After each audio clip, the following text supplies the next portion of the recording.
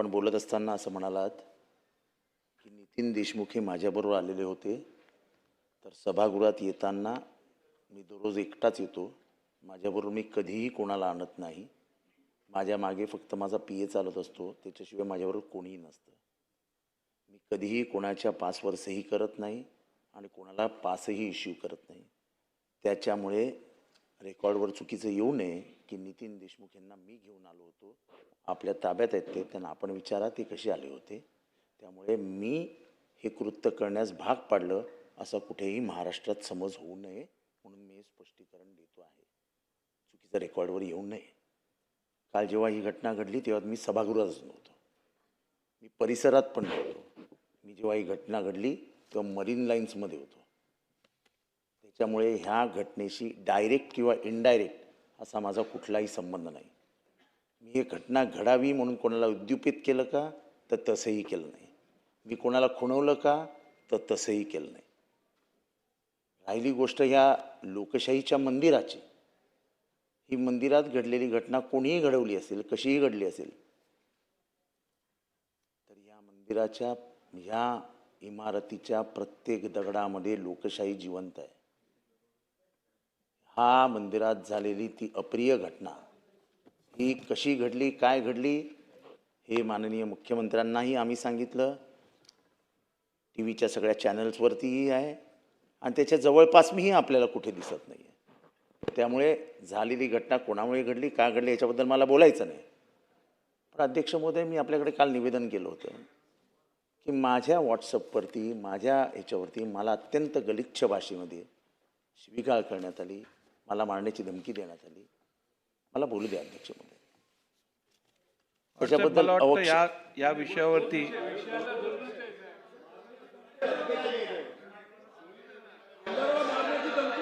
तर अध्यक्ष महोदय, मला वाटतं या विषयाचं गांभीर्य या सभागृहातील सर्व सदस्यांनी घेणं आवश्यक आहे. तुम्हाला इतर सगळ्या गोष्टी ज्या आहेत त्या तुम्ही यापूर्वी दालनात येऊन मला सांगितलेल्या आहेत. त्या सगळ्या गोष्टींचा विचार करून ऐकून घ्या, सुरक्षा रक्षकांकडनं नाही, हे काय योग्य नाही. तुम्हाला हा विषय जर पॉलिटिसाइज करायचा असेल तर हे योग्य नाही. मला वाटतं आपल्याला सभागृहाच्या भावने उल्लेख करायला बंदी करणं योग्य नाही. त्यांना बोलू दे ना. अध्यक्ष महोदय, धमकीचा उल्लेख करण्याला कोणाची मना नाही. विषय काय चाललेला आहे, आज जो विषय अध्यक्षांनी एखादा प्रस्ताव मांडल्यानंतर कधीतरी राजकारणाच्या पलीकडे जाणार आहोत आपण की नाही जाणार आहोत, तर त्याचं वेगळं मांडता येईल ना.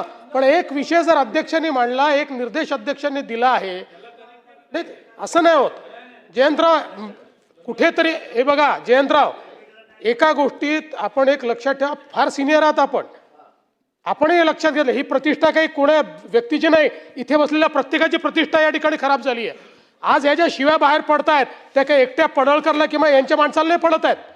आपल्या सगळ्यांच्या नावाने या ठिकाणी बोललं जातं की हे सगळे आमदार माजले म्हणून. जरा काही गांभीर्याने घ्या. ही प्रत्येक गोष्ट अशी पॉलिटिसाइज करून आपण महाराष्ट्रातल्या जनतेला काय सांगणार आहोत जयंतराव, हे बरोबर नाही आहे. अशा प्रकारे समर्थन करणं योग्य नाही आहे. मला वाटतं जी घटना आपण जेव्हा बोललात आणि मुख्यमंत्री महोदय की नितीन देशमुख माझ्याबरोबर आला, त्याचं स्पष्टीकरण द्यायला मी उठलो की मी एकटाच आलो, तेव्हा झालेल्या गोष्टीबद्दल जी कोणी केली, काय झाली, ह्याच्याशी माझा काही संबंध नाही. पण जे झालं ते चुकीचं झालं आणि त्याच्याबद्दल मला वाईट वाटतंय. ठीक आहे, मी फक्त रेकॉर्डवरती एवढं आणू इच्छितो, या संदर्भात दोन्ही सन्मान्य सदस्यांनी सभागृहात दिलगिरी व्यक्त केलेली आहे. आपल्याबरोबर जे अभ्यंगत इकडे येतात त्यांची संपूर्ण जबाबदारी आपली आहे, मी यापूर्वी सांगितलेलं आहे. आणि बसून घ्या. आणि या संदर्भात कोण कोणाबरोबर आलं हे काय मी ठरवलेलं नाही आहे.